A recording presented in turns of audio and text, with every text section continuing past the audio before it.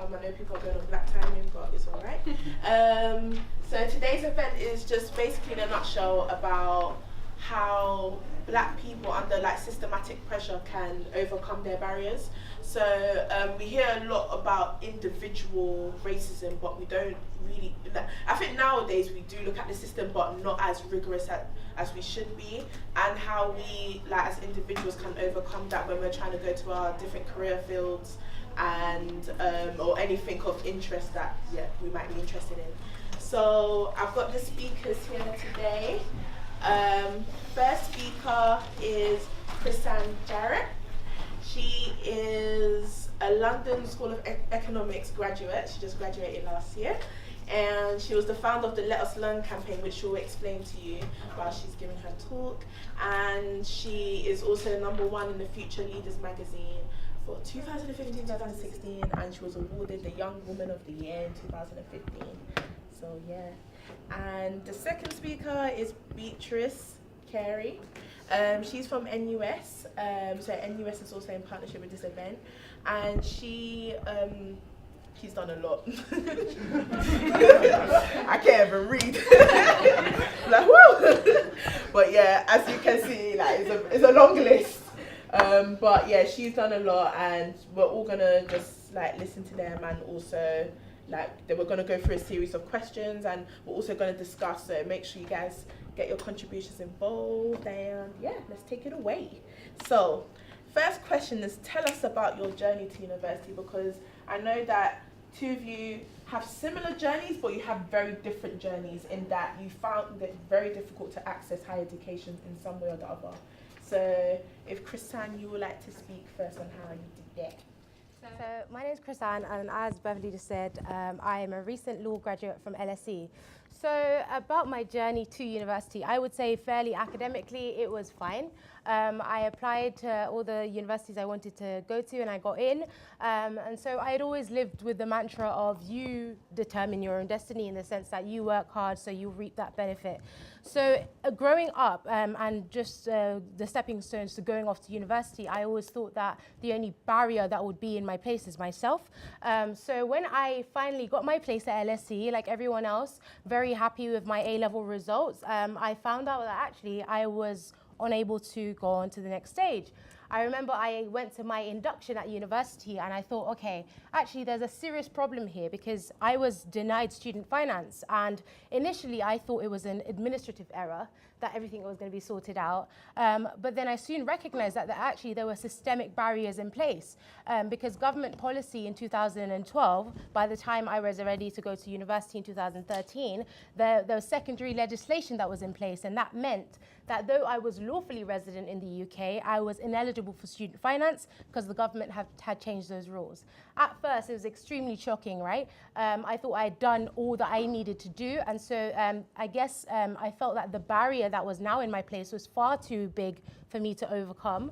And plus, because it's government policy, because it's something that was actually not even debated in Parliament, I thought, how is it possible for me to then go over that? So going to university, the steps coming up to it were fairly easy, but at the gates, I would say I was stopped because of those barriers. But I guess in following questions, I will explain how I overcame them. But eventually, I was able to go to university because I got a full scholarship paying for all my fees and also maintenance. So that was like the saving grace, but it wasn't an easy road.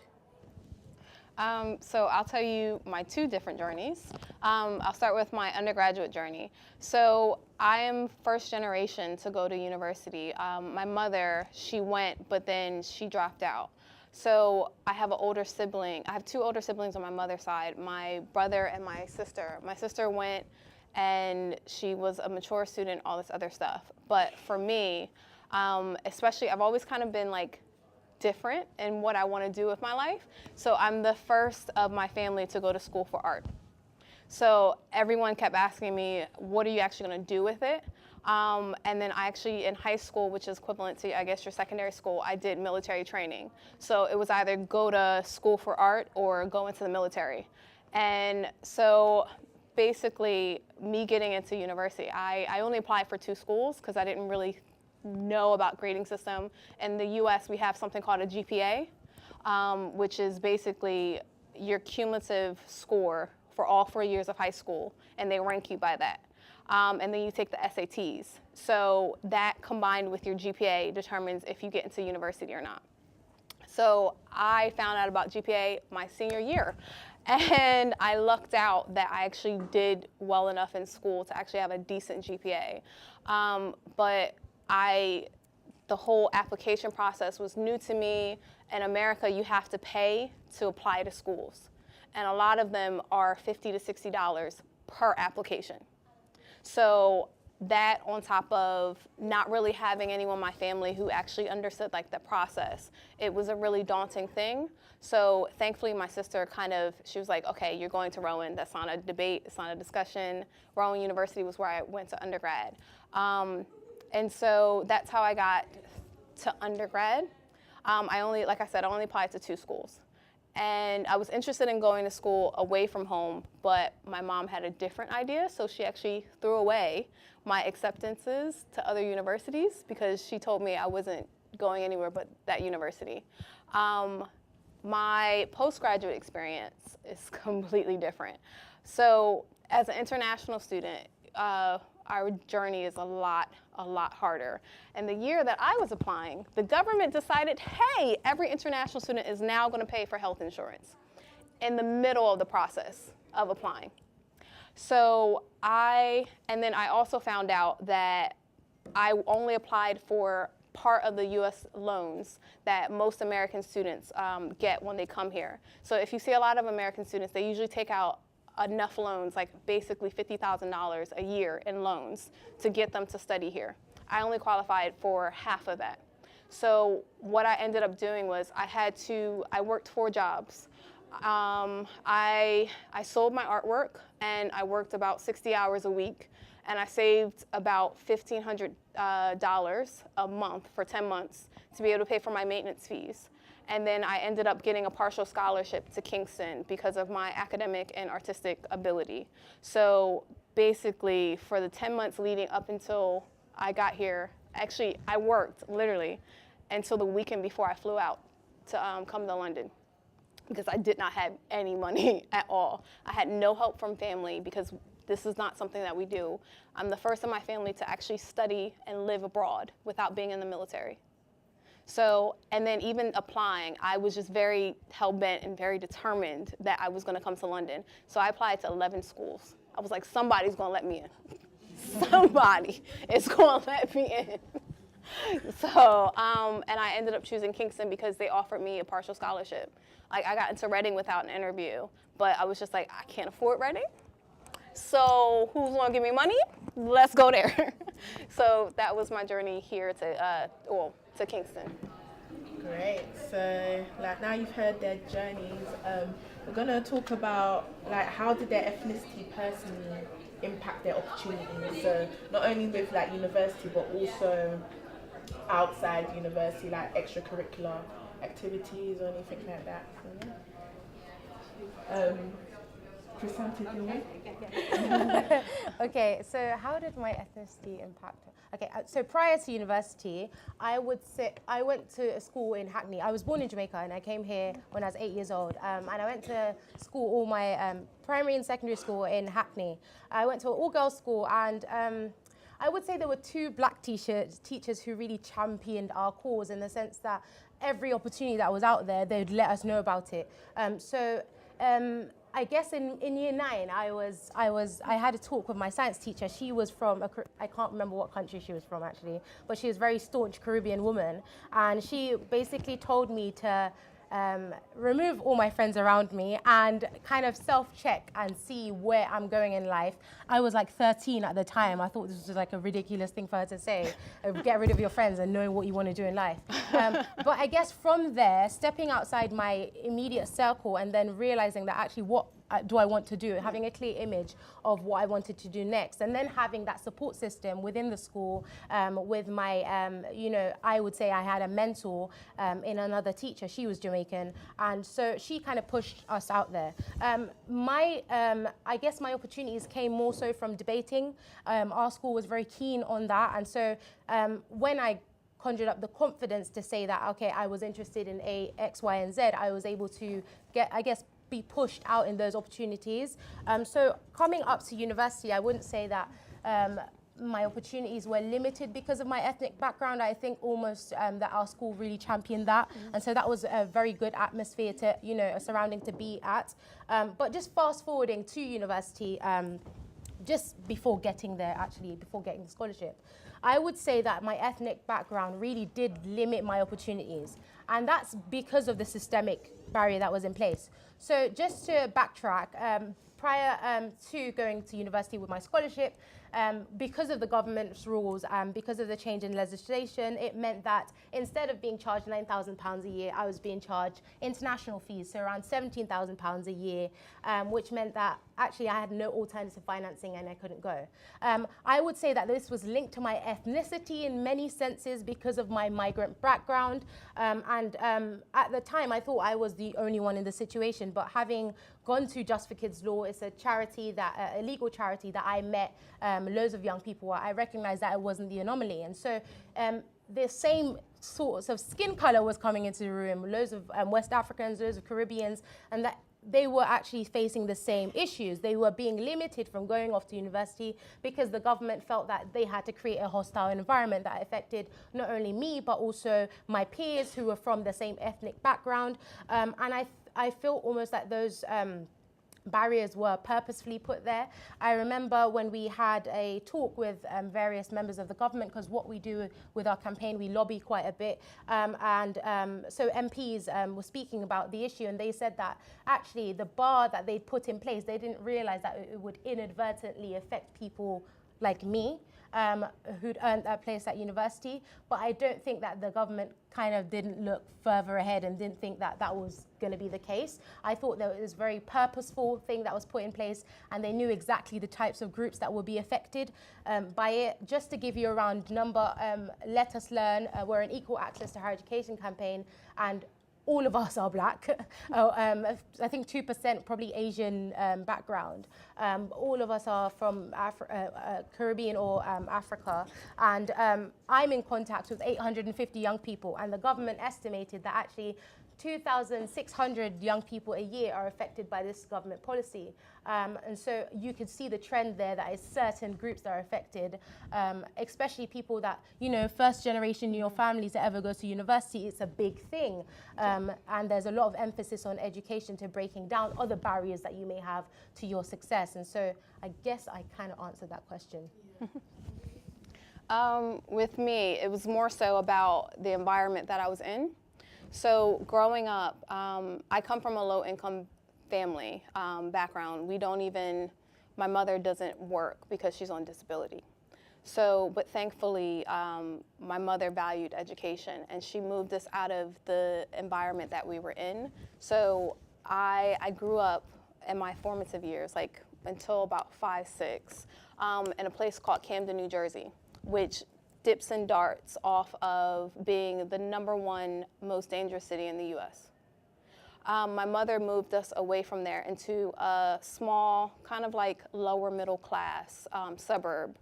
And basically, I was pretty much one of 2 black kids out of like my class most of the times. And especially because I actually took my academics seriously.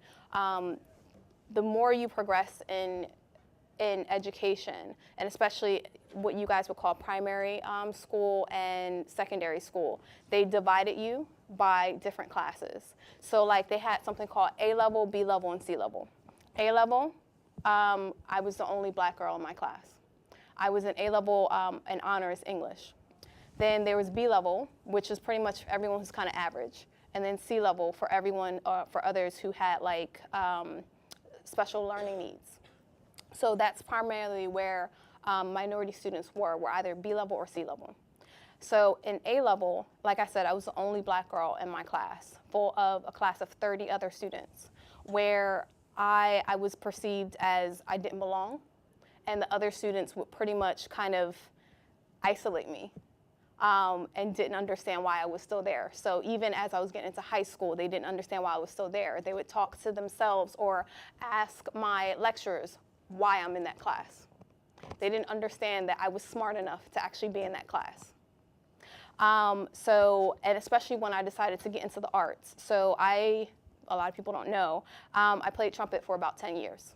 So I was in every kind of marching band, concert band, jazz band, everything. So a lot of the activities that I did, I was one of two. Usually there's another black guy in the class or activity. And they just didn't understand my existence in that space. So that kind of impacted my confidence and impacted how I actually perceive the world around me a lot of times. And in a way, it forced me to kind of be resilient. And especially when I chose art as my subject, so I'm getting a master in fine arts. I learned how to find my voice when it came to my subject matter. My subject matter is very Afrocentric. It's I'm going to choose to have black subjects. Where it was to the point where I was an undergrad, I would get marked down because I chose those subjects. I had one of my lecturers even come up to me and ask me, why do you only paint and draw black people? But didn't think to ask my other colleagues why they only paint white people.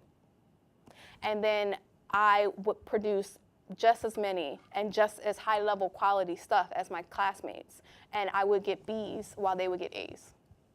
So that's how that kind of started to impact my journey. But the more I embraced it, that's actually how I got into university here at Kingston, because I didn't shy away from it.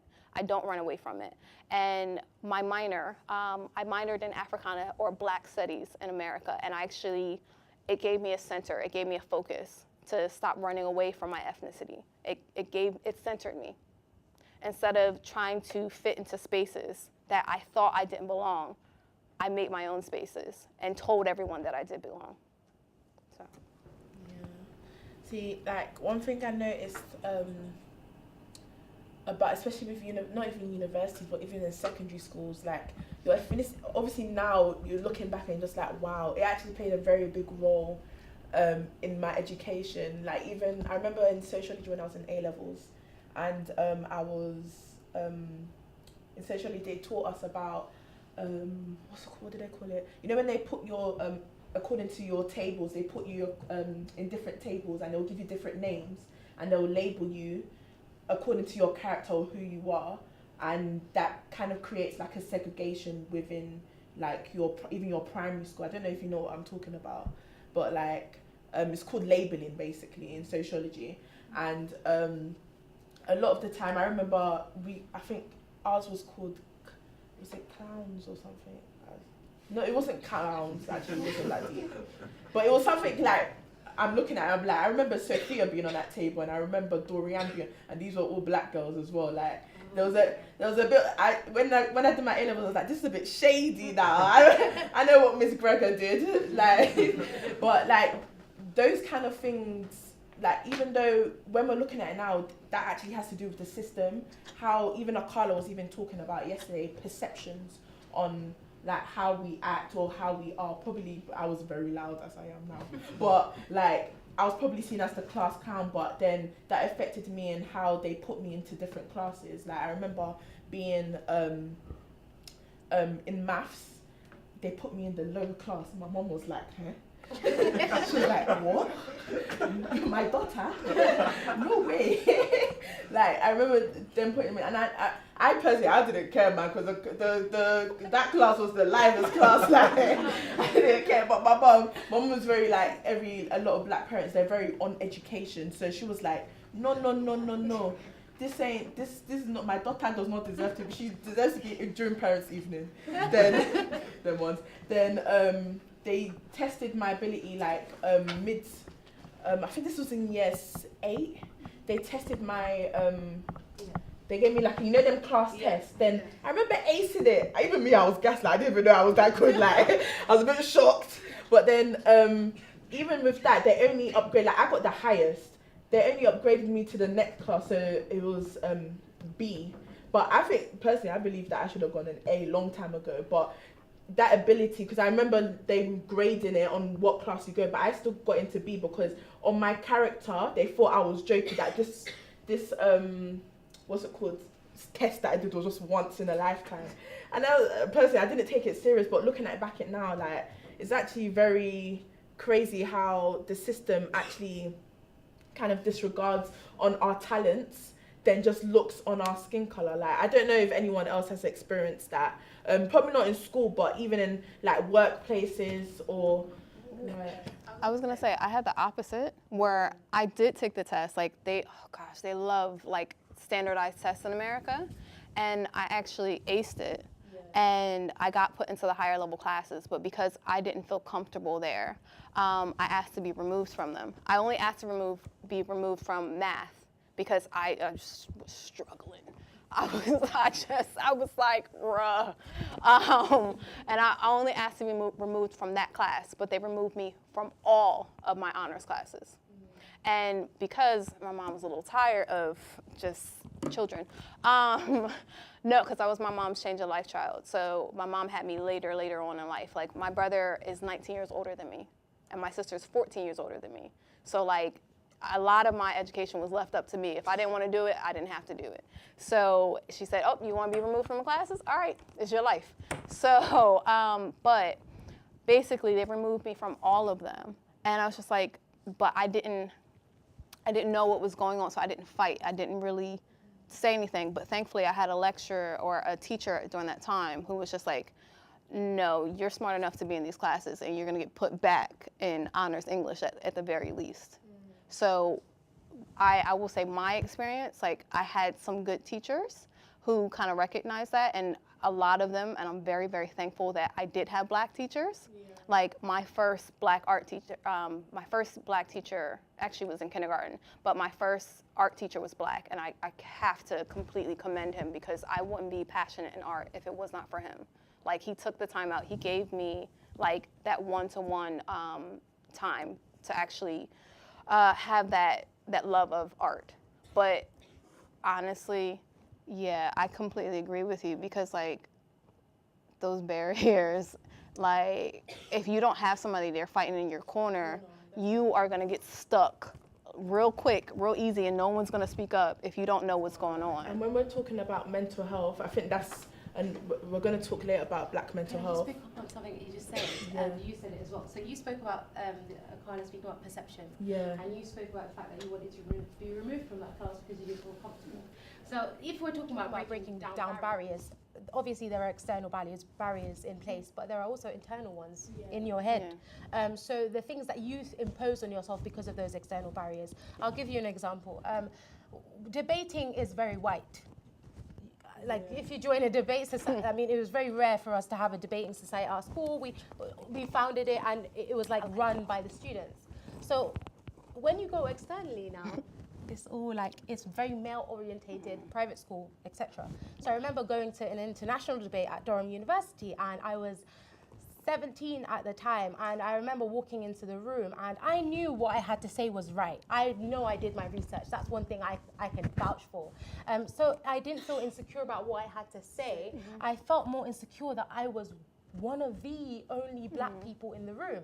And so that did affect my performance, because I was thinking, wait, am I not speaking correctly? Am I not eloquent enough, even though I know I had concrete points? And so for the first few, it happened over 2 days. So for the first few days, it wasn't that anyone treated me differently. Everyone was a candidate there.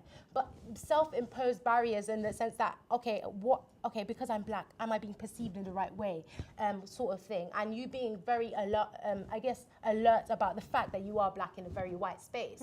And I think there's two things that come from that. You should be comfortable that you belong there, number one. And number two as well, comfort isn't always something that you're going to experience everywhere you go. I remember someone telling me the higher up you go, the more white it gets, and that's something that you just have to accept because of the I guess historic barriers that have been in place, and traditionally speaking, certain people only occupy certain roles, hereditary peers, all of that has been happening. So I think the solution to that is, one, accept that this is your skin color, and just because you're in a space that you necessarily don't look like the same people, it doesn't mean that you should value your presence there any less. So do think about internally as well, the things that are going through your mind, and comfort isn't something that we is always going to be guaranteed as well. Yeah, and how I look at comfort, and this has actually helped me to like get out of, or not get comfortable in situations, is that when you're growing or growth, you're not comfortable doing it. So like my last step, so I worked for a doctor's office teaching art in like the waiting room, and I ended up having to deal with a lot of racist situations. And it reminded me as I every time I would go through a situation, it was around a time where I was just like, oh, I don't need to go back to school. Oh, you know, I'm making good money here. I can save money. I can, you know, pay rent, blah, blah, blah. And then a situation would happen. And that's when I start to remember, okay, I need to stop getting comfortable here because I'm not supposed to get stuck here. This is supposed to be a stepping stone. And for me, I believe so much in don't plateau. Do not get comfortable with mediocrity. You cannot get comfortable with mediocrity, especially if you have dreams and you have hopes. So comfort, it allows you to be comfortable with mediocrity. So the more uncomfortable it is, the more it pushes you to get out of that situation and to do better. So because I was uncomfortable in that situation, I learned how to be a better person. I started looking for schools. I started looking for other jobs. I started saving because I'm like, I need to get out of this job. I need to get out of this situation because I know I can do better and I can be better. So that's a big piece of advice I'm going to leave for you. Growing is not a comfortable situation. To be better, you can't stay, you can't plateau. Okay, right. Okay, so does anyone have any anything they want to contribute to it? Probably, yeah. My question for you is, your primary issue was finance, right? You'd say. Yeah. Yeah. So that essentially was your barrier to entry, right? You'd say. Okay, so if there was systems in place such as black financial services, i.e., if you look at the 1900s, you look at Black Wall Street, for example, where you've got an area full of black businesses, from the dentist to the pharmacist. So if you had a black bank or a black accountancy firm, e.g., would that have prevented your problem and allowed you to gain entry into university easier than perhaps what you faced? Should I answer it? Okay, so I do agree that there needs to be diversification of the financial options and subsidy that could bring people to university.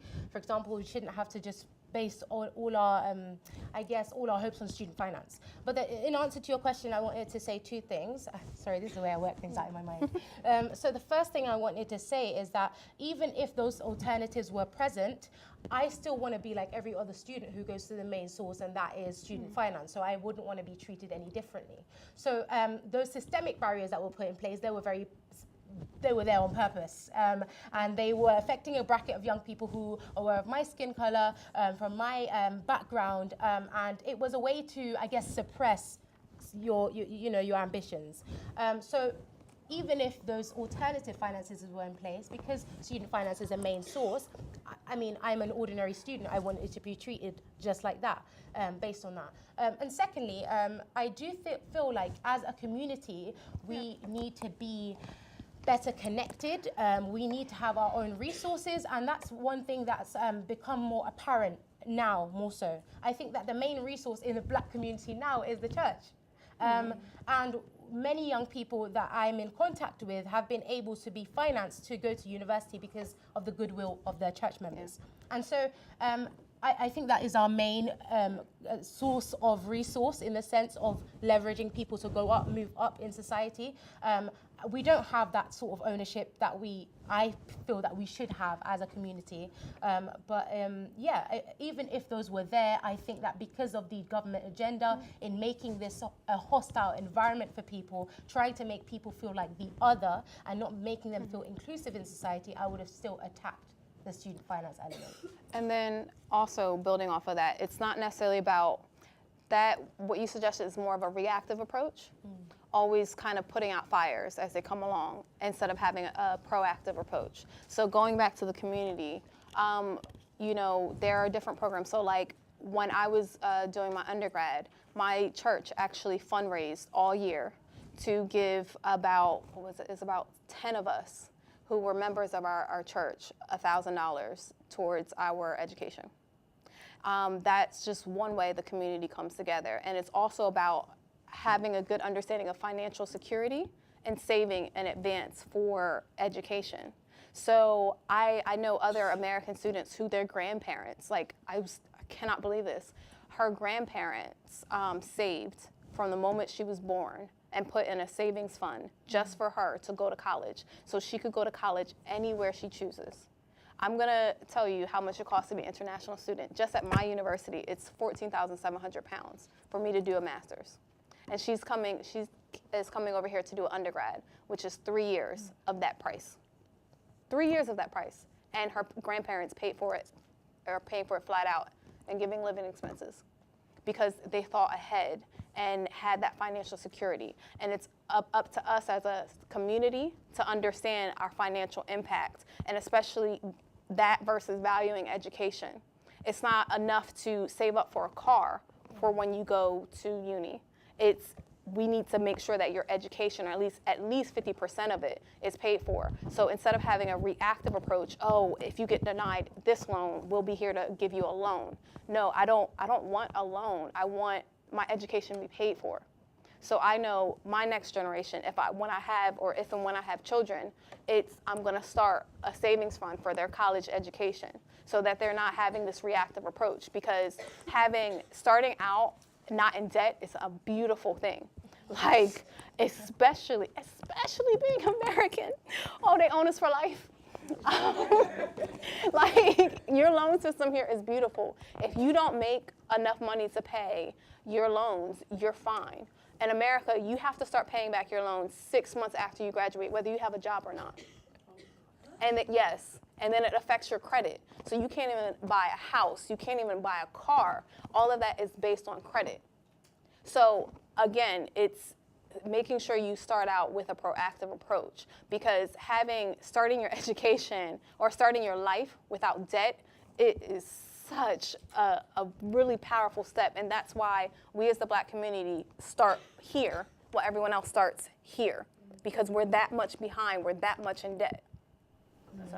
So if we're that much, just to go off your point, so if we're that much behind on loans and debts and etc., don't you think it's like important, because you said it's kind of non-reactive, right? I mean, you said it's reactive, sorry, yeah. And instead you wanted the system to work in everyone's favor, so it's more like proactive.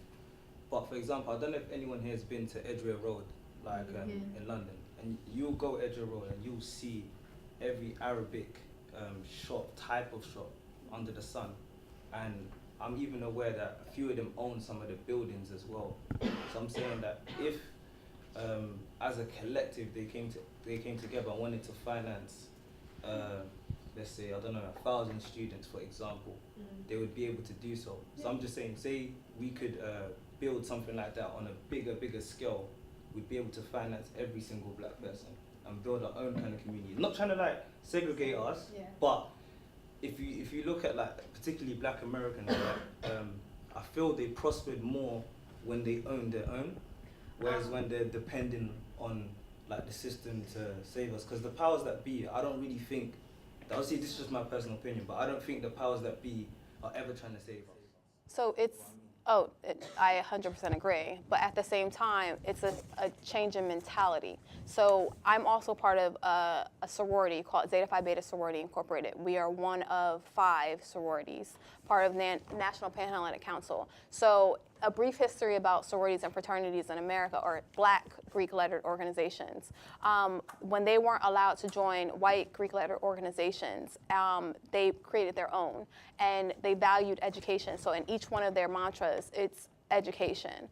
So one of our mantras is find our womanhood, scholarship, sisterly love, and service. And it's all about going back into the community and uplifting. We give scholarships to students who are there, who want the change in their lives. It's about a change in mentality, because you can hope and wish all these things, but if we as a community don't look out for each other, then you can have all the hopes in the world, but they're just going to fall through.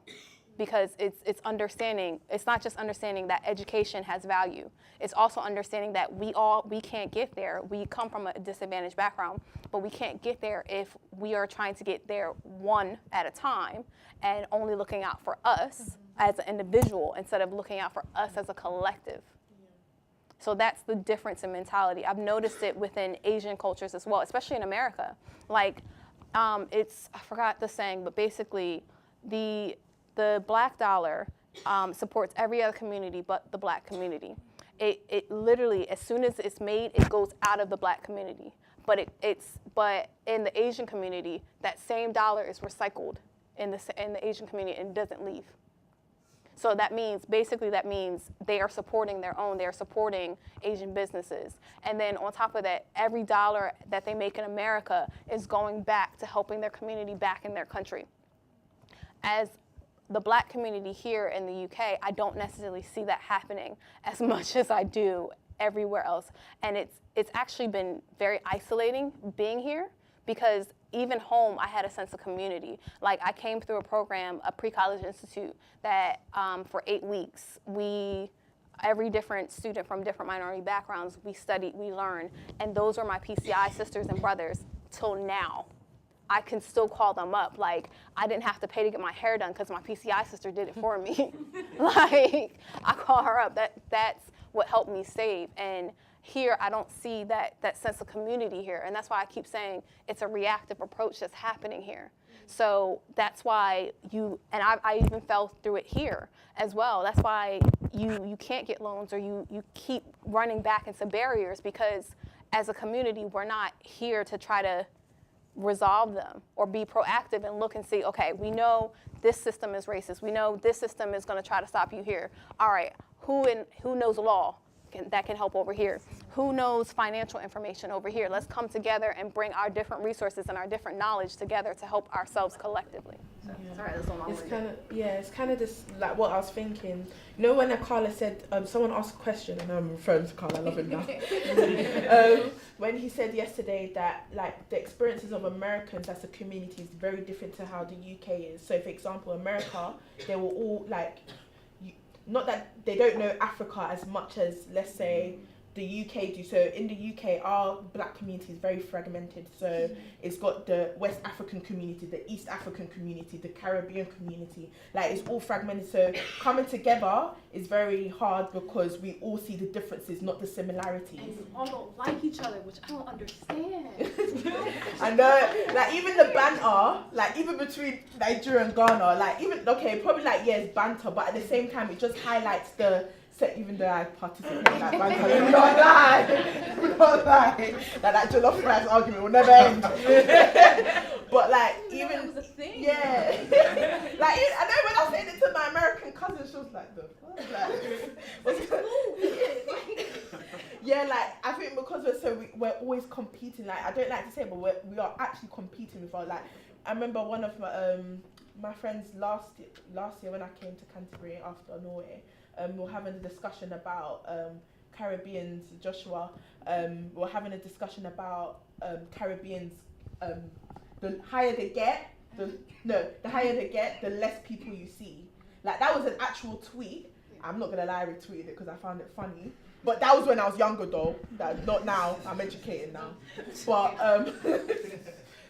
But like, that kind of already, even though it's banter, people, on a slide, people mean what they banter about, do you know what I mean? Like, if you cuss your friend, it's like, your hair is nappy, no, you actually legit mean it. Because as a friend, you won't say that, but do you know what I mean? Like, people actually have these perceptions, and it goes back to our parents, and I think it's just the way that we came to this country is very different to how the experiences are. So, like, it's something that's probably grown in us, like, unfortunately, but as education, as Carla said, and I've said before him actually,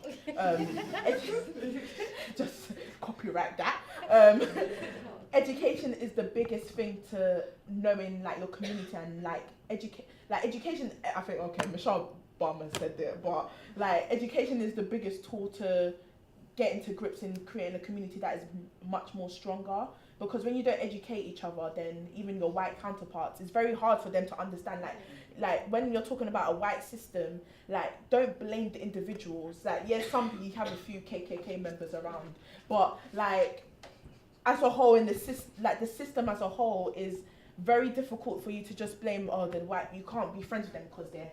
I'm not gonna lie, they're white. I can't associate with them. No, you're supposed to associate yourself. You don't blame them. Blame the system. It's not obviously. I know it's very difficult to kind of explain, but that difference is very big. And the more that we blame individuals, we're not gonna get anywhere because we need to work with them. By the end of the day, they are the system. Yeah. So we need to work with the system to get up there. Do you know what I mean? Yeah. But also the importance of building a community, because not only one person can be a voice for a whole community then expect everyone to go up. That's not how it works. You can't be tokenized in every field. That's why I like the purpose of today was actually like the field that you want to get into, never let your skin color determine your access to it. I know I'm not even graduated, but when I do graduate, I know that I'm not going to let my skin color, a lot of things, like even in university, I remember in first year when I ran for president. That was so funny. I ran for president of the union, but I was a very proactive person. I love to, like, I didn't see any problem. Like when everyone was telling me, first years don't really, I don't hear that. Honestly, I asked my friends, like everyone was telling me only third years run. It's very brave of you to. I was like, yes, I'm a brave girl, but like I don't see the problem in me running. Like, do you know what I mean? Like I never let, and I wasn't a very good public speaker. Like even when we had like a candidates question thing, I said shit when we were like having a live. I was like, oh my gosh, I don't know what to say. Like, wow. I was like, what's happening? Like, but I never let that break me down. Like, even though I was really upset, I was like, oh my gosh, I did shit. Like, Natalie, you were there in it. Like, I was like, oh my gosh, I'm so upset. Like, I don't know how I'm gonna do it. But next year, I really ran for welfare. I didn't care.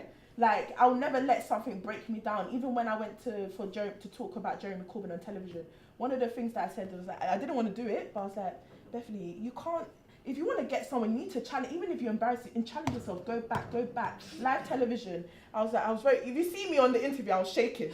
I was legit shaking. Like, even my mum was like, what was your leg doing? Like, I was legit shaking, but I never let that hold me back. Like, if you keep on being fearful of what is next, you're not going to see what is next.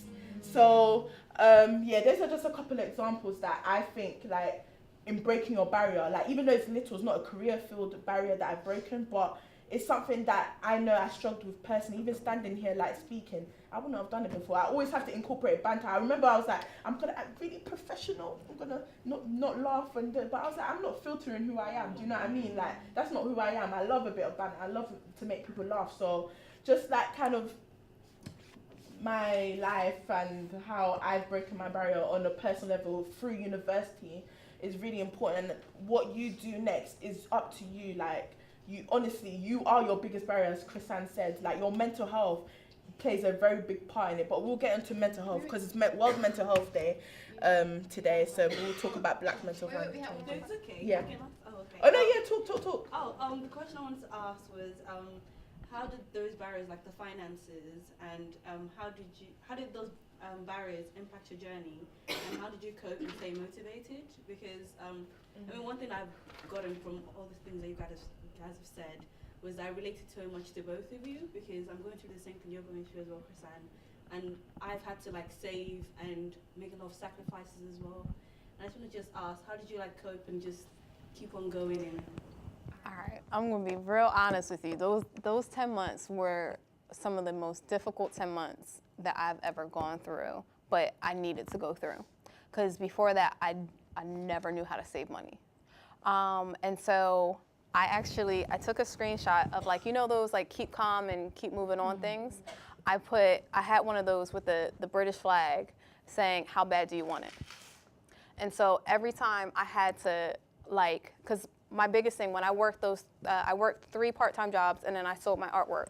So I worked at your equivalent of Boots on weekends and after my shifts at the doctor's office. So literally my schedule was be to work by 8:30, get off at 2:30, catch the bus and go to work from 3:15 to 6:25, and then I would take another shift at night, a graveyard shift. And I did this all without a car. So in America, if you know anything about America, you do not do that without a car. You cannot get anywhere without a car. So I walked 2 miles to work and 2 miles back every single day. So I ended up walking about, I can't do mental math, to save my life, like 36 kilometers a week. And and also living in New Jersey, you get all 4 seasons, which means you get snow, you get hot heat wave summers, you get rain, like not the spitting that y'all get here, but actual downpouring rain. Like one of the days, I wanted to cry and quit so bad. I walked to work the 2 miles, and I had to, when I got to work, squeeze out my uniform because I was that drenched from walking. And I had to keep reminding myself how bad did I want it and how important it was to me to get to my next step. Because my family, most of my family, my mother is the eldest of 11 children. My grandmother was the middle child of 13. And most of my family, the females in my family, only 5 have degrees. My sister is the only one with a master's. So my presence here, it speaks volumes. Most of my family, especially the females, female family members, have children before they have degrees. So it made an impact, and I told myself I did not want to be in that situation. I did not want to put myself in that situation. I wanted to do better than I saw and I had around me. And I kept pushing. Oh my gosh, I wanted to cry I cried so many times. Like, I'm not gonna lie to you. I cried so many times. I was like, Mom, I don't wanna do this no more. But I kept, but every acceptance letter I got pushed me. Every time I got paid, which a beautiful motivation. I'm telling you, I had it set up that I got paid every week, and every Friday I was like, I don't want, the paycheck just came in. All right, we're gonna put that aside. Like, that money is a big motivator, especially or I'll say every time you hit a small goal. So making small goals for yourself, especially financial goals. Like, okay, by the end of this month, I wanna have $1,000 saved. Or it doesn't even have to be that big. I wanna have 200 pounds saved. Or it's just every time you hit and you reach a goal, it motivates you a little bit further to keep going and going. And also allotting times for you to have just self-care as well, to take care of yourself. Because financially, it's really difficult, and especially I can't stress this enough. No one in my family could help me. So I really wanted it, and to be quite honest, nobody in my family believed I was going. Even my sister, like my mom, still didn't believe I was leaving until we were at the airport. And she was like, oh, you're really doing this? Like, yeah, I didn't think you were. But you have to remember why you're doing it.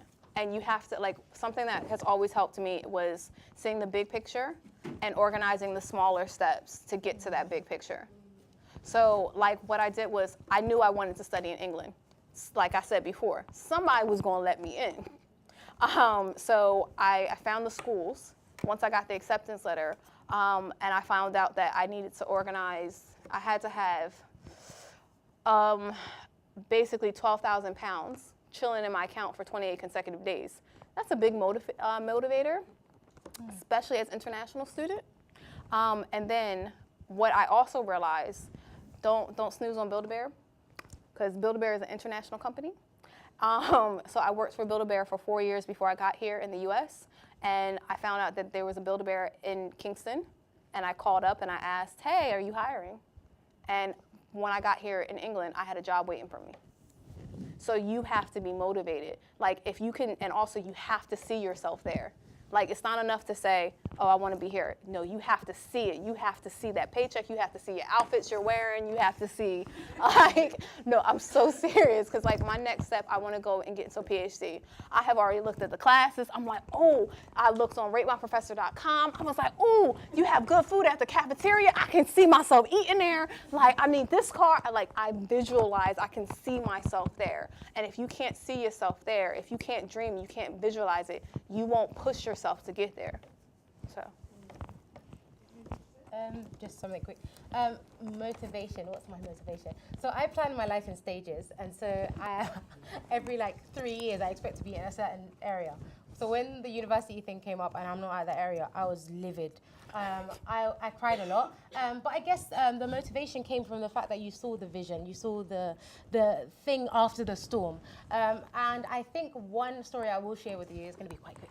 I hope my mom doesn't mind me sharing this. I shared it with the group at Let Us Learn, but I'll share it with you. So when I was going through this issue, I took a forced gap year. And in that time, luckily, I was able to get a 4-month internship, funded by the Evening Standard. So I was in a good position. I was surrounded by lawyers, wanted to be a lawyer as well. So I thought, let me make the best out of a bad situation, which I think is the next question anyway. So I went into the kitchen and my mom was really upset the fact that, this university thing, you have to go to university and you can't go because, she doesn't have £17,000 to pay for me every year. And I remember my mom was cleaning chicken at the time and she started crying. I had never seen my mom cry like that before, and she said that she wanted to be a nurse, but because of life issues, she didn't get there, and she didn't want that to happen to me. And that was the biggest motivator ever, to know that she'd gone through so much, and she's at the position in her life where she can say to her kids, do you know what, I may have not done it amazingly well, but she had the passion and she kept going. And I felt that for me was the biggest motivator, because my mom is the person I'd always wanted to impress. And so going to university would just be another tick kind of thing. So that was my main motivation, knowing that she had faith in me. I just needed to put myself out there and kind of find the solution in the end. Cool. So I think we've covered how do you make the best out? Does anyone have any experiences personally on how they've made it doesn't have to be in terms of jobs, but anything anyone want to share? I can actually answer that as well. So I actually ran for a campus officer position last year. Actually, all right. So when I first came here, I didn't know how I was going to pay for my second year. I was really stepping out on faith. I was like, all right, I got it enough for a year. And I read through the guidelines for the visa requirements, and it said the only full-time job I could have was being a sabbatical officer. So all right, that's going to happen. So I campaigned, and like you said, when you campaign as a first year, so technically postgraduate students are first years as well. And no one thought I was going to get it. I didn't have an established presence. I was going up against two people who were already here for 3-4 years. But I refused to go to sleep until I secured enough votes to get into this position. So I got into position, yay! I was like, yeah, I'm going to study and do the role at the same time. And they told me, you as an international student cannot study and take up the role at the same time. You have to take a gap year. I wasn't hearing it, but ultimately it was up to my university. So I did take the gap year, and even though I hated the fact that I had to take the gap year, I ended up getting the university to instate a policy that any student standing in the middle of their term, they would freeze their fees. Because if they didn't enact that policy, I would have been paying an extra £1,000 for taking a year out. And so basically, because I learned how to save during those 10 months, I also was saving every month enough to pay for my maintenance fees out of pocket this year. So that's how I ended up making a good thing out of a bad situation. And also, I built enough links within the university that if anything were to happen during this year, they can't avoid me and they know who I am. So, especially in the university, I don't understand why it's siloed, people don't actually talk to each other. So like you as a student have to go to 50 million departments just to handle one situation. I don't understand why you can't pick up a phone and talk to this department.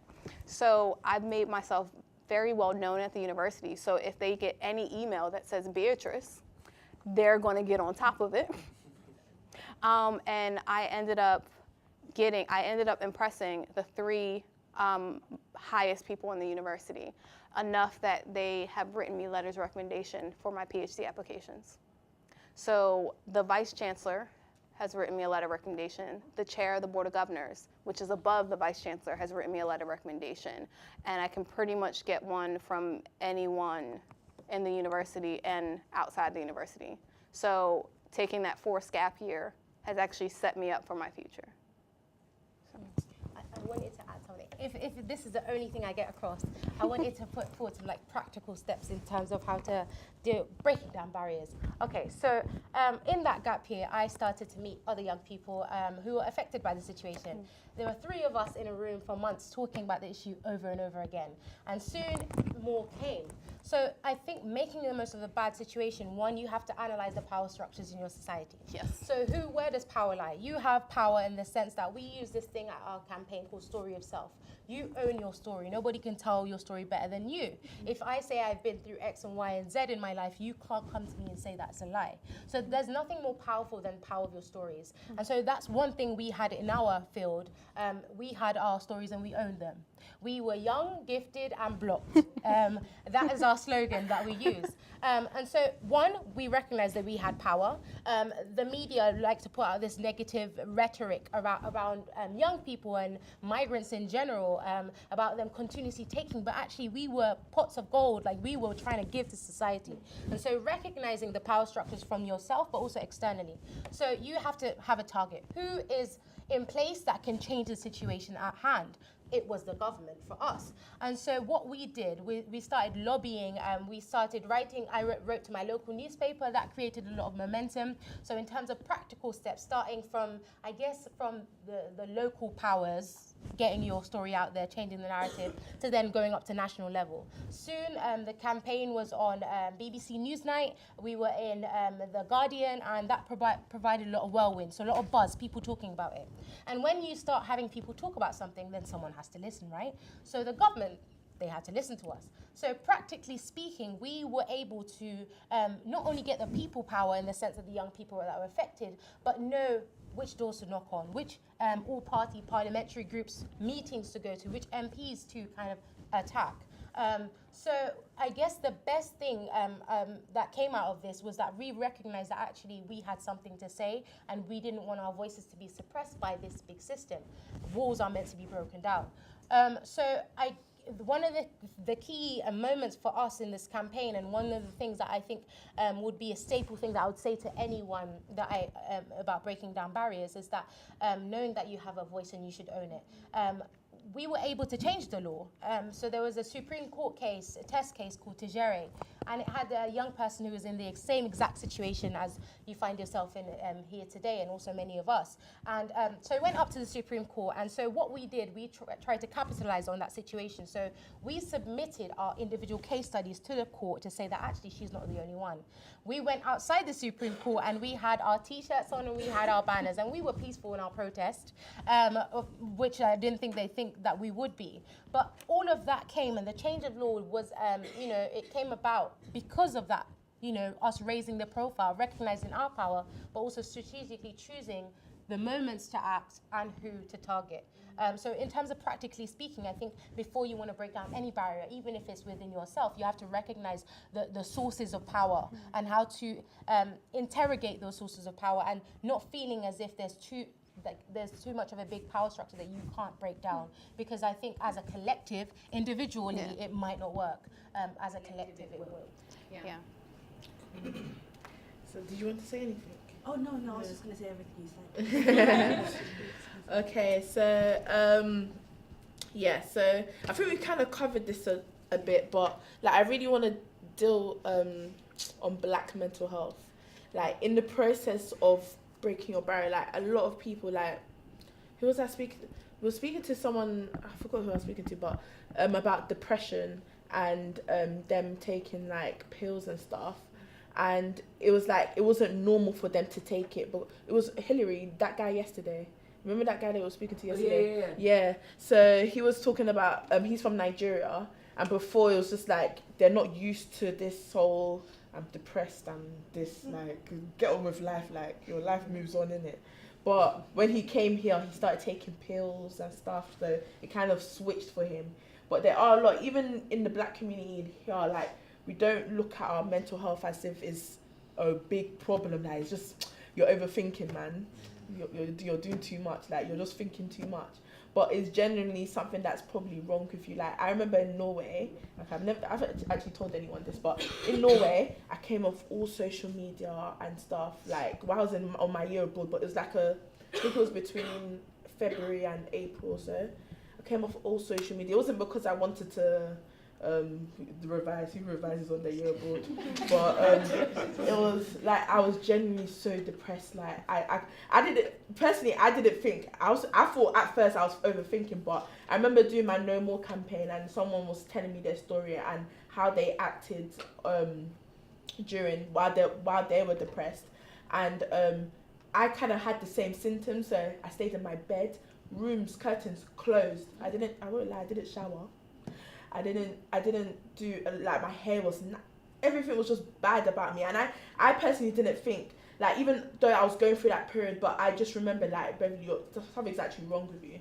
So I went to the GP in Norway, and before I even got the appointment process is not like the NHS, but like, when I got an appointment with them, I think they weren't understanding me because, like, I couldn't explain how I was feeling personally because they don't have the same experiences as me. So it was very hard to talk to someone that is not sharing the same experience as you.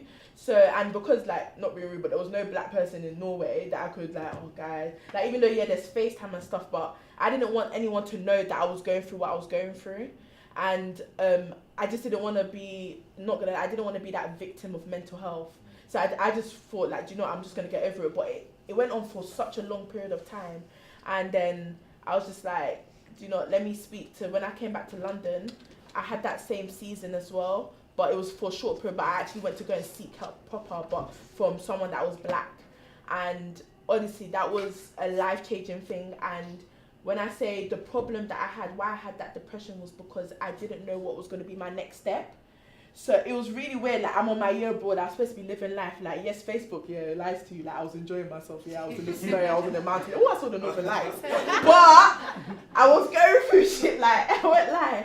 Like, and it was only me thinking of what am I gonna do next. Like, can I actually be? Because I was looking at not only graduate jobs, but what can I do in the future to impact my community? Like, is my voice loud enough? Like, am I actually taken serious? Like.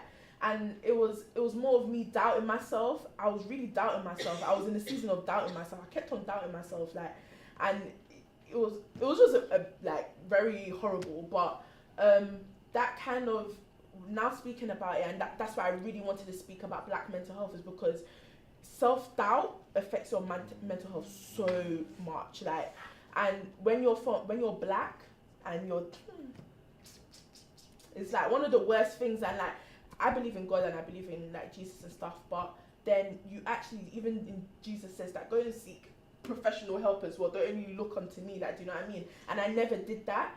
And when I did it, there was a sense of relief. But a lot of people don't do that. And I do believe that having faith and stuff, but if you genuinely need to speak to someone, speak to them. Even if it's a friend, sometimes your friends don't understand, but like, if your friend nudges you off, I think speaking to someone professional will probably help, because even though they're there to just sit down and listen to you, some of them do relate. And try to get someone that's a person of colour to speak to. And that's why, like, I remember No More campaign out, even though I didn't carry it on, I wanted to make sure there was, like, someone black in the union, or not in the union, in the wellbeing team. Someone that was black to be part of the wellbeing team, because you need that mixture. You can't only have one perspective telling you what's wrong with you or what you need to take. Like, you need to have a mixture of it. So yeah, that was just, like, my personal story. But, like, anything else that anyone wants to contribute about black mental health, and, like, especially with men, because men is, like, it's so unspoken of.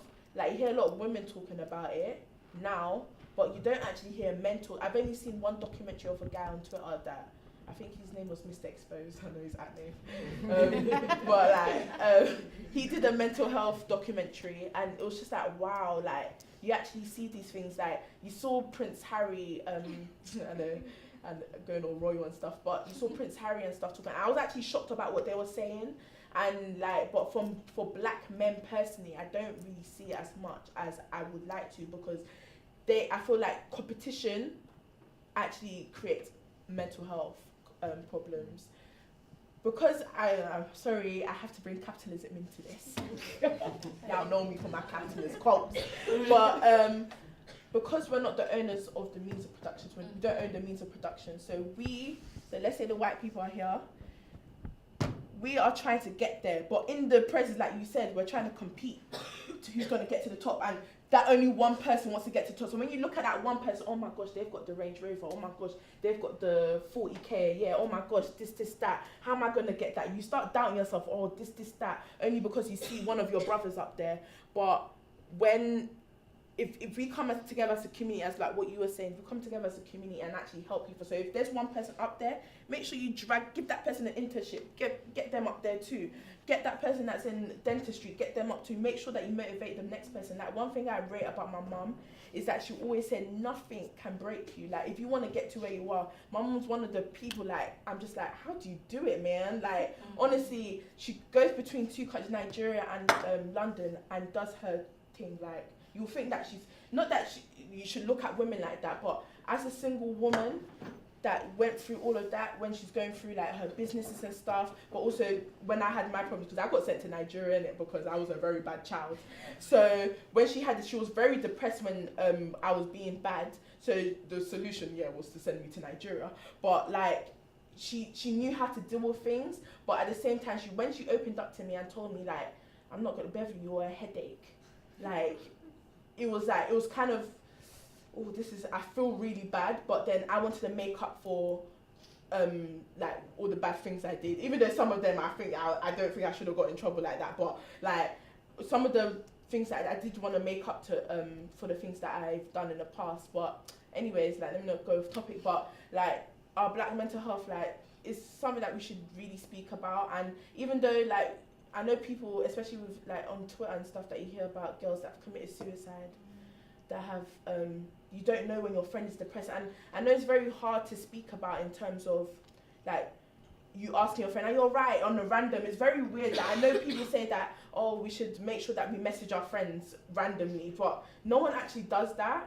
And I don't do that, I'm not gonna lie. Personally, if I've known that you've gone away for a long time, I will say, okay, yeah, you should message your friends. But for a period of time, like we actually don't do that, and because we think that all our friends are fine. When we see them on social media and stuff doing the most on Instagram, we think that they're fine, but most of the time they're not. And I think I deceived a lot of people, only saying it now, but I deceived a lot of people because I was always happy, because I never like to pass my bad spirit to another person.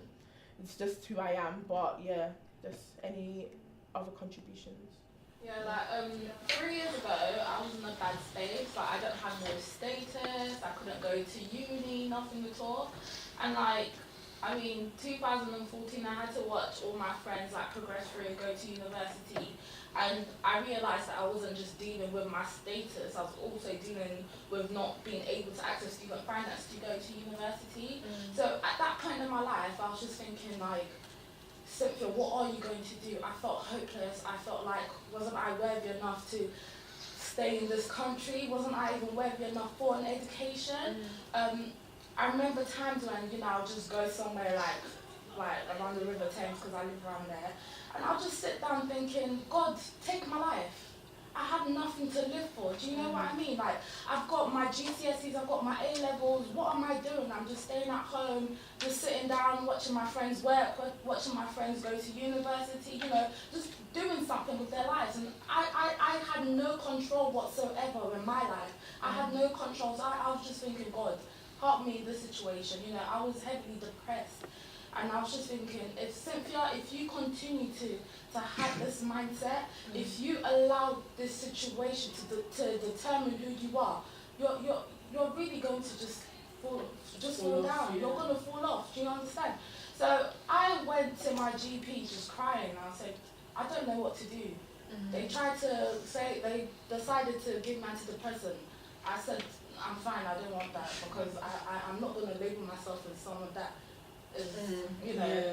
So I decided to seek therapy, right? So I think it was like a 6 weeks program thing. So I seek therapy through that, and it helped. It was actually nice talking to someone, you know. Like, it felt like no one was judging me. Like, and at that point, I just felt like, do you know what, like, it was good to talk to someone. It was good to have someone to listen to your situation, to listen to what you're going through, and that helped me a lot. And it's also nice to have friends around you. You know, it's nice to actually voice out what you're feeling, because if you continue to, like, you know, bottle things in, then like you can destroy yourself. You know, so mental health is very, very, very important, and it's all about speaking out and not allowing your situation to determine who you are as a person. So I think that's something we definitely need to, like, you know, like, target. It's very, very important, because it's not easy. It's not easy at all. I think one of the most, like, my favourite moments in 2017 was when Stormzy came out and said that he was suffering depression, linking it back to mental health of men. And I think being an ethnic person, and especially a black man, I worked for the FA, so I'm around a lot of footballers, and you have these boys that everyone looks up to, you know, these guys that drive the nice cars, that drive, you know, are on like 100k a week, and you think, oh, they've got good lives. You sit there and you think, they're earning ridiculous money and stuff like this, and when they come into their agencies, like people like me, and I'm an international players management. I work as management for an international player. So I look after a lot of boys that have come from like Congo, that have come from Nigeria, and these are world star athletes, and they have so many issues. And they'll come in and they're all like these big men, and they'll be like to me, oh, Merida, I feel really like shit. I feel really shit, and I don't know why I feel so shit. And yeah, I think you did the right thing about like maybe not antidepressants, but there's nothing wrong with going on antidepressants, because I think that as a society, my family's Guyanese, so obviously we're South American, Caribbean South American, and my dad's Arab. So I came from very different backgrounds, but I can kind of understand the pledge. So when I was going through my things, I work with a company called Student Minds now, which is at the university, so if anyone wants to come and talk to us, make sure you do. And it's just bringing awareness, and one of my focuses is men and men of colour, because and women of colour, because I grew up and my family was like, no, you're not depressed. And I literally would be like, I feel really, like I'd wake up in the morning like you, and I'd be like, I did this for the gram, everyone thought I was, like everyone thinks She's I'm got 39k followers. like, everyone thinks I'm chilling, and I would wake up and literally like, I'd be like, I just don't feel good. Like I had this amazing job, like I, you know, progressed to my next step. I know after I finished my law degree, I know where I'm going. And I just wasn't happy, and I'd be like crying, like I'd wake up and just cry, and I'm like, what am I crying for? My boyfriend was like to me, why are you crying, like what's going on? And he's black, and he was like to me, like he didn't understand it. And this is the thing, I think the way to break barriers in a society is by bringing awareness to it. So like, you know, you don't want to like put your bad spirit on people, and I understand that thing, because I'd be like, I don't want no one to know how I'm feeling. And my boyfriend, even him, like I would be like, I wouldn't tell him how I'm feeling, but sometimes, you know, friendships, to make sure that they're real friends, they'll understand you when you're having your bad moments. And I feel like as a community, especially being a student community, you know, there are things that are in place, but that they're not really in place, because you go there, like I went to the university and was like, I feel really shit, help me. And there was like a really old white man that talked to me relating to what you said. And I was like, he doesn't understand what I'm feeling, because I work in an environment that's very anti-woman, everyone's men. I'm surrounded by men constantly, and I'm a woman of colour, and the only other female barrister that works in sports law is a white, and she's like 50, 60. And I walk into a room and I feel like I'm surrounded by all these white men, and they look at me like, what are you doing here? And I'm like, I've worked hard to get here. But it was because I felt indifferent, because I felt like my colour, and it's not in the same way, but it does still affect me. People look at me and they're like, oh, where are you from? But my family's always Guyanese. My dad is black, very like dark black, and he would always say to me, you know, he when I said to him I wanted to go to sports law and stuff like this, he was like to me, oh, you know, women and women of colour, you know, we're not that won't happen. Like that's not what we do. And that was really, really sad and whatever. And that made me really depressed, because then I was like, oh, I'm never going to make it, I'm never going to make it, never going to make it. So one of the things that why we brought Student Minds to the university, and we're running campaigns, Ripple, which is based for people of colour and men and women, and a lot of trans people as well. There's a huge issue with that in the coloured community, people LGBT as well. So if you feel sad, you need to seek help. And it is like, if you know your friend, like, you know, everyone starts on the ground, but there's nothing wrong with messaging your friend and being like, you're right, what's going on? There's nothing wrong with just saying, oh, do you want to meet up and get food or whatever, because it makes such a difference. And I've heard stories of people that have been like, oh, committed suicide and been like, you know, I walked the whole day and no one even smiled at me. You know, like the difference a smile can make for someone is, it's crazy. So, like, I always make a point, like, I'm not you, I smile at everyone. I'm like, oh, I smile. People are like, she's crazy. But it does make a difference. It uplifts people, and I think we should do that and make sure, you know, look after your friends and just drop a message, you know, you're right, like, you know, because Instagram lies, Facebook lies, and, you know, we hear all these stories on Twitter of people killing themselves, and you shared a good life, and you don't know what happens under the surface, and sometimes, you know, it feels like you're drowning, and you just need someone to help you, and men, especially, they feel like they carry this burden. Black men have this big thing, like they're carrying them, breaking down barriers and stuff like this, and no one turns around and goes, you know, how are you feeling? So I think that's really important for us to do. And make sure you guys come to Student Minds. We're looking to do an event with the people that run the Black History Month. We didn't manage to get it in order for Black History Month, which is annoying because the union, systematic pressure was, they were like, oh no, it won't run in time. But yeah, if you're having a bad time, come and check us out. And yeah, I think. Thanks for that. So anyone else? But like, I just wanted to feed Cynthia and talk about like how, even though this is like a praise, but how proud I am of her of like continuing, because she's on scholarship here, as well as what's it called, Chrisanne was, and she waited 3 years. So Cynthia's in my year, so you're supposed to be graduated by now, yeah.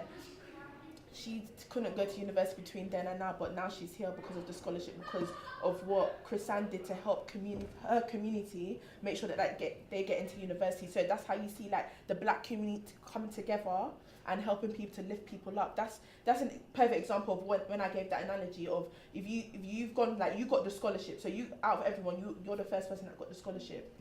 What happened? You helped other people. What's his name? Went to DMU. He's going to DMU. Who else? You've got into Ken. Other people's got into university because of what you started.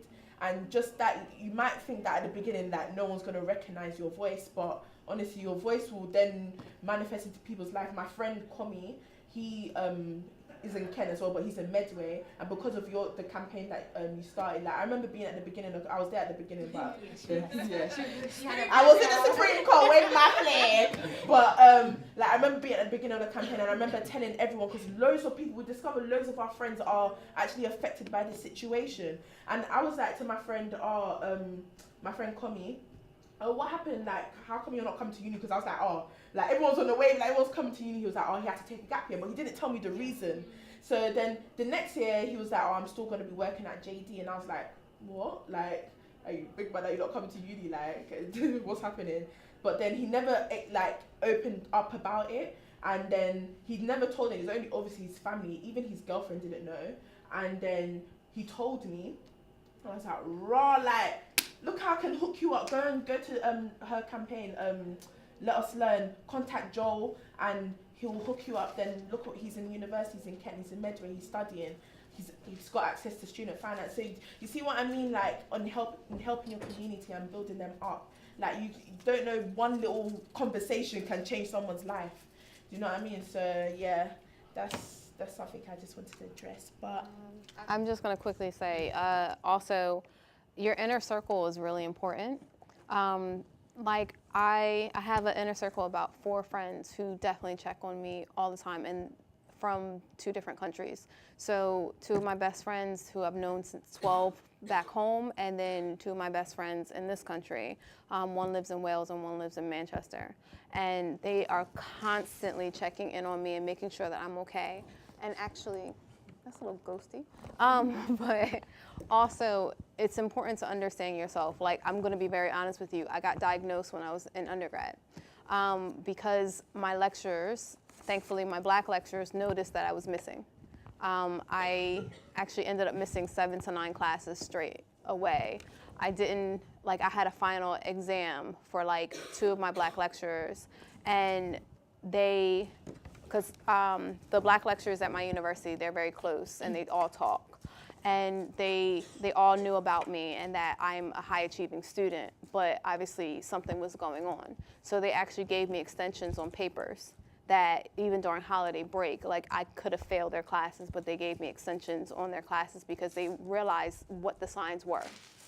And so it's okay to seek help. And I can't stress this enough, like the importance of having a good inner circle. I didn't even know what was going on with me until one of my friends who, ironically enough, was studying psychology. And he was just like, and I emphasize he was just like, I think you should go get checked out. Because around the time I had a lot of traumatic things happen to me, including the death of my godbrother. He was murdered by gang violence. So it's really important that you do take the steps. Mental health is really important. And like within my family, I have 2 different kind of tiers. So I have mental illness does run in my family. So my family does encourage us to go seek help if we need it. But then at the same time, my family is very, very, very Christian. So it's a combination of pray about it, but also seek help if you need to. So it's a couple things. It's understanding when religion isn't enough, and realizing that you need to have an inner circle of people who do care about you and can see the signs in you. So like I recently, this past year, I got into a fight with my best friend because I actually hid this from him. I tried not to tell him about it because I didn't, like you said, I didn't want to become a burden to the people around me, because it is a lot to lean on people a lot of times, especially when you're going through episodes. And because of, like, he came over to see me in England, and we ended up getting into a fight because this past year, although it was a growing year, and I'll call it that, it was a very traumatic year for me as well, facing a lot of barriers, being the first Black sabbatical officer. And so he came over, we ended up getting into tiffs because I was going through an episode when he came over. But afterwards, we had an honest conversation about my mental health and my needs and what to look out for, what to understand. And if you notice that I'm not speaking to you, or if these are the signs to look out for, you know, you as my inner circle, this is how you help. And so it's really important to have these conversations with the people that you feel comfortable and closest with. Like, I always make this joke, like, so when you made that point of, you know, contact people, you know, it takes 2 seconds to send a text message. I'm that person that I do send those text messages. I do call, I do text, because it kind of, I don't know, I think I read this story about a woman, I think it was here in England, who died, and she was left in her apartment for like months. But because nobody called and checked in on her, nobody knew that she was dead. And I don't ever want to be in that situation of not checking on family or loved ones. Like my mom has these 2 friends. You can set your watch by them. They call her every single day at the same exact time. If she does not pick up, they call back an hour later. And I told her, I was like, Mom, and that's actually one of the biggest reasons why I came to England, because I'm like, I know if something ever happened to you, we would know right away, because you have that support system set up of people who love you. And they, on top of that, they have the numbers to me and my siblings. So they can say, hey, you know, I called your mom, she's not picking up. Do you know where she is? Oh yeah, she's over here. Or no, I don't know where she is. I'll give her a call, or I'll drop by. And me personally, I want to have that support system. And I kind of encourage you guys, especially when it comes to mental health, because we're not always going to be in control of our mental health. And it's really important that we have loved ones around us that understand us enough to realize, okay, something's off. And that's why we as a community, we need to take care of ourselves. So. And not to, you know, when I was talking about not to look at other people's success, like what I use Cynthia as an example, like even though she was seeing her friends going to uni, like all of her friends going to uni, but then you waiting, even though like she was affected by mental health and depression and stuff, but she still persevered, and like not looking at someone else is not going to make you feel any better. It's just going to make you bitter. Do you know what I mean? Like I stopped looking at people because I'm just like, they're not me and I'm not them. So like we've got different characteristics that definitely are very different from each other. So why should I be competing with my brother or my sister? Do you know what I mean? So because when you look at someone on a consistent basis, you're just like, why can't I be like them? But one thing they say in church, they say every aspect, your time will come. Your time will actually come, and everything happens for a reason at a particular time. You don't need to rush. You don't, just because I think like especially with black people, we've got this timetable in our lives. Okay, let me say it. Yes. So from when you finish, when I was younger, I was supposed to be married by now. I'm supposed to be married. I'm supposed to be having 2 kids, everything. But not obviously we can see. But I think capitalism has to blame with that as well. Wow. No. If I explain it, I don't want to get in too deep. But like by now, I'm supposed to be married. I'm supposed to have the biggest Nigerian wedding. Everyone's wearing bright red gele. What's it called? I'll be finished. I'll be CEO. Even though I will still be CEO or something. But like by 25, I'm done. I'm set. I'm moved out my mum's house. But that's not how life has planned out. And just because it happened to someone else, that I know a girl that the life that I wanted, she has it. But just because my life hasn't planned out like that doesn't mean that I need to be sad or I need to be emotional over it. Do you know what I mean? One thing I would like to add, really good seeing you, Cynthia, is that don't be fooled by success, thinking that success brings happiness. Yeah. So sometimes when you go over certain hurdles, you think, okay, that I'm fine, right? People are fine, you see them achieving. That was one of my biggest things for me, is people's perception of me. So you're doing all this amazing stuff and you're thinking you have to have it together. So I was, as you said, the first one in the campaign that got a scholarship, and for that came with major burden. I remember, this sounds really silly, guys, but this is the actual truth. I used to read and study for, like, when it came to exam time, 14 hours a day. 14 hours a day. And my grades were reflecting, like, doing good, but my point was that I felt like I was never doing enough, because I just felt like, okay, if I don't revise for one day, my life is over. I'm going to fall back. I'm not going to remember what I've done. And I remember I went to my mom and I was like, Mommy, I'm crying. And I'm just like, I don't know if it do. She's like, well, you could just read for an hour more.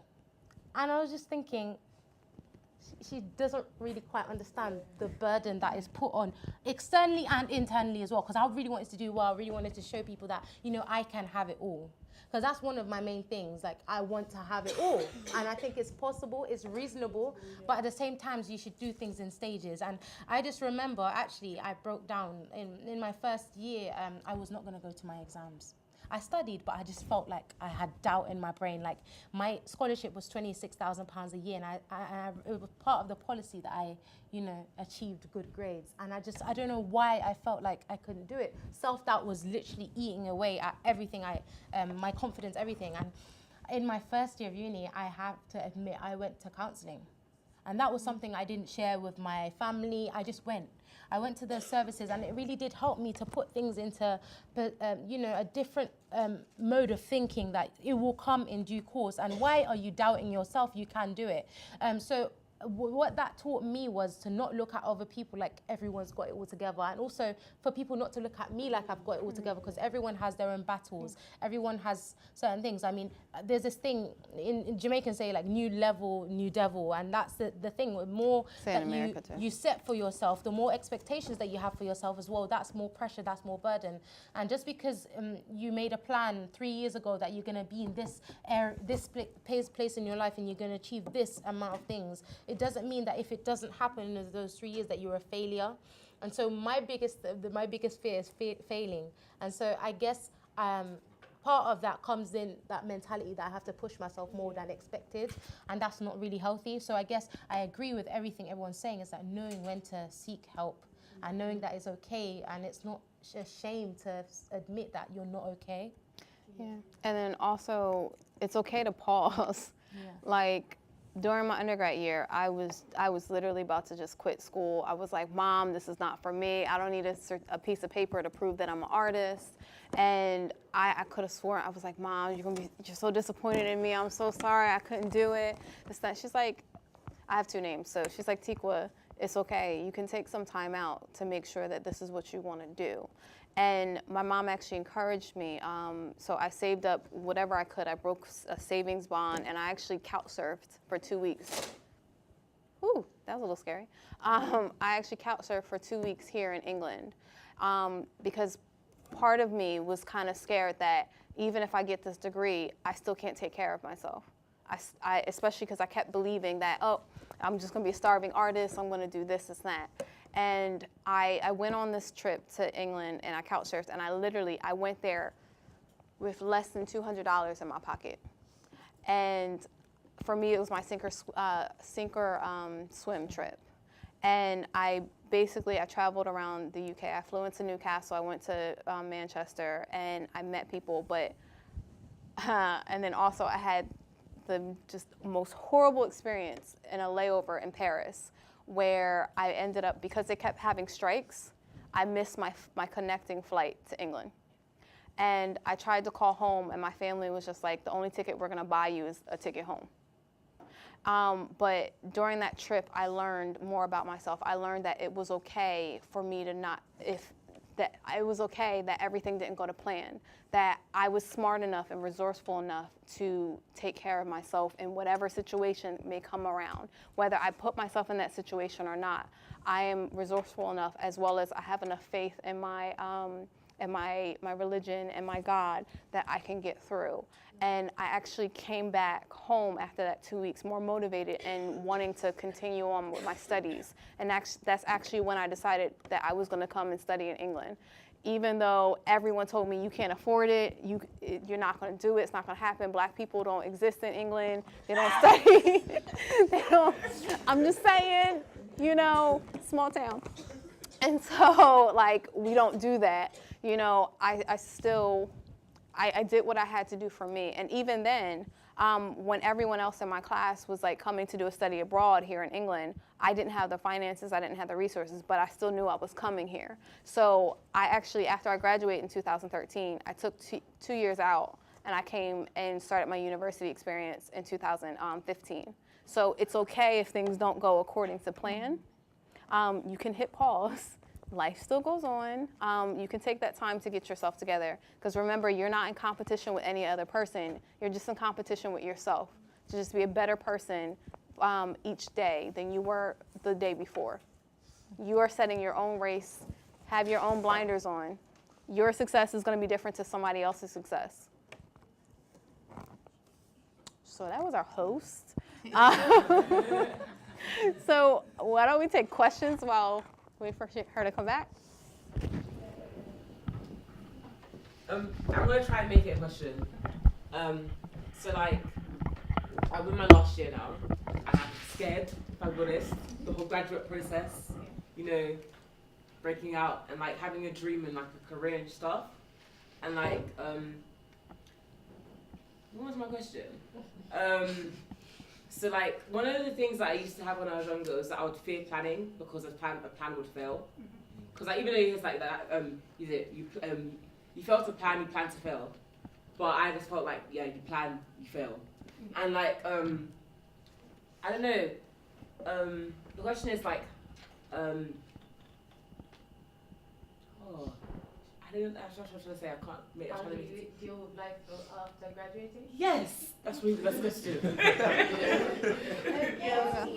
So, guys, I feel really crappy answering this question. I started my job 4 days after my last exam, and that was a lot. But before that, okay, so I thought I wanted to be a corporate lawyer. So as you do a lot of applications that take a lot of time, and then you get rejected by these psychometric tests that they have. So there's this firm that I wanted to go to. I'm not going to name the name. I was going to cough and just say it, but I'm not going to do it. So I applied to that firm, and my university is very corporate driven. So everyone's either going to the big banks, Goldman Sachs, or the Magic Circle law firms. And I thought, do you know what? I'm going to make it. If that person goes, can go to that firm, I'm going to go too. Given that I was doing all this activism work and human rights stuff, you'd think I want to be a human rights lawyer or whatever, but that wasn't necessarily the case. So now I work on the Let Us Learn campaign. So that's fine, I'm happy. But before that, I went through a stage whereby I'm thinking I'm going to have this degree and I'm going to have nothing to show for it, because I didn't get that training contract. That I wanted to go to a specific firm and I didn't get that training contract. And just in answer to your question, how to deal with that is like, okay, you can, I don't think that if you plan, then you're gonna fail automatically. No, I don't think so. I think if you're a very clever person in the sense that you know what steps to take, if you have a goal and you know where you're gonna go and how to get there, I mean, that doesn't mean that there's not gonna be bumps in the road, but I think that if you set your mind to it, you can achieve everything. Just don't think that things are just going to happen without you speaking them into existence. So I've always spoken positively about my career, but when I didn't know where my career was going to go, I was just like, okay, what's happening here then? But knowing that it's okay not to know exactly what you want to do right now. I work on Let Us Learn, but that doesn't necessarily mean that I'm going to be at Let Us Learn forever. My aim is to be a lawyer in the future. I don't know what I'm going to do yet. So I guess as a graduate, when you graduate, don't expect things to just fall in place straight away. If they do, that's amazing. That's a benefit. But if they don't, you can go on that path of self-discovery. You can try out different things, know what works for you. And I guess that's where the happiness will come, knowing that you've gone through all these different things. Your route may not have been as straight as everyone else's, but there's a positive ending. Just like that continuous belief that it's going to be fine, and reinforce that. Because I know when you graduate, you can think that all the structures that you had in place in your life are now gone and it's just you. But I think that if you work really hard, you'll be able to make it work. I mean, I put a post on Facebook the other day and I said that actually, you know, whoever told you that life was going to be easy after you graduate, they told you a lie. Because the only thing that's going to make you prosper is actually feeling confident that you're going to get where you're going to get. And also not being too hard on yourself as well. That's one thing I think we need to learn as a collective. Don't be too hard on yourself, but knowing that it's your hard work that's going to get you where you want to get to. I'm going to be honest with you. So during my last year of undergrad, I was like, I was going to go into the Navy. So I did, you know, military training. I was in the delayed entry program. And a situation happened that disqualified me from going into the military. So I was distraught. I was like, that was my life's plan. I was gonna go and get into the military. They were gonna pay for me to get my second degree. I wasn't gonna be in debt no more. It just completely jacked up my plans. And for the first time since 19, I had been unemployed. And that's when I had to completely rethink this whole plan structure. I had to go back, and I had no car, no place to live. I had to move back in with my mom. Like, I had to go back and tell people, oh yeah, I'm not going to the military. And I had to go back to Build-A-Bear. So I was just like, I have this college degree and I'm still stuffing bears. This is not where I pictured myself after 4 years. So after that, I was just like, okay, I took baby steps, and I realized, all right, Build-A-Bear is not where I want to end up. So I started applying for more jobs, but I realized I still wanted to stay in higher education sector. And my university just opened up a branch that was walking distance near me. So I was always good with kids, and so I just started applying to different jobs in different universities.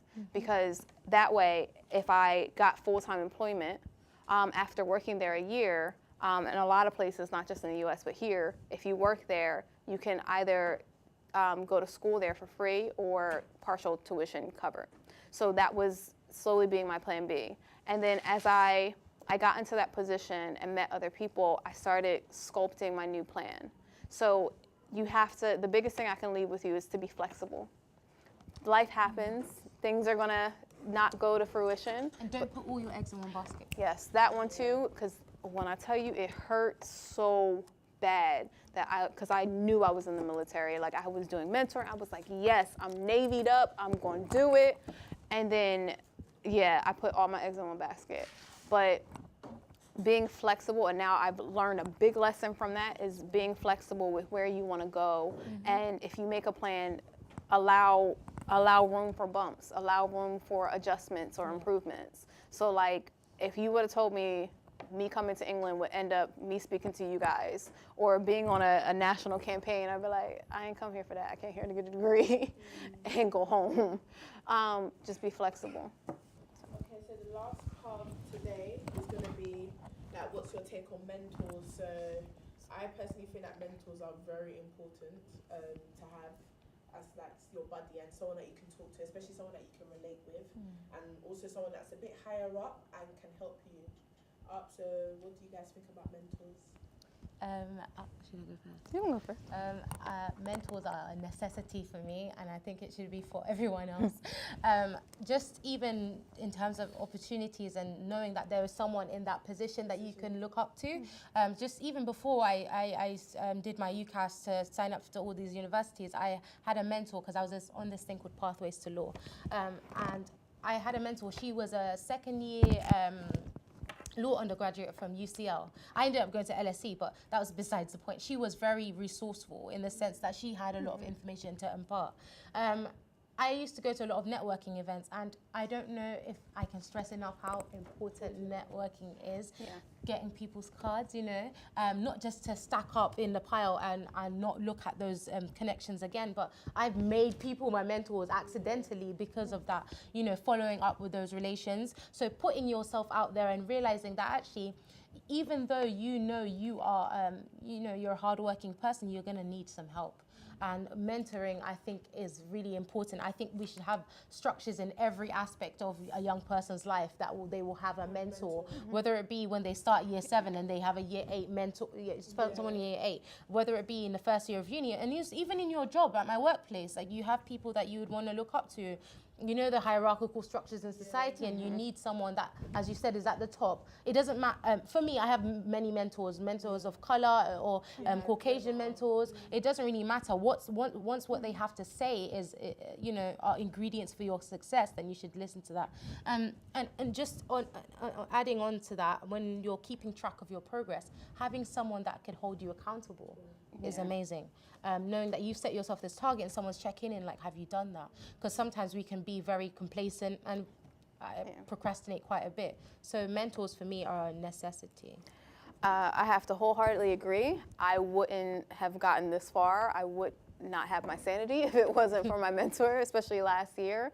So I was, like I said, the first Black sabbatical officer, especially representing arts campus, which is predominantly white. And my mentor actually, and I recommend also getting a mentor outside of your field of study, because they can give you insights on different things that you didn't even think that you needed to know. So my mentor this past year was the management accountant at my union.